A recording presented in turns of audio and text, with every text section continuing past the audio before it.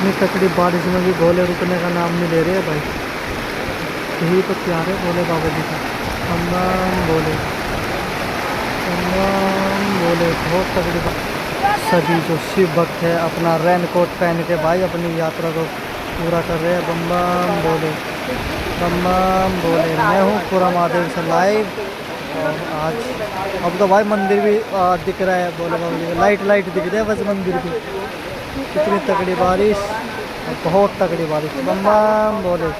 तो कावड़ यात्री चले अपना रेन कोट लेके। बम बम बोले।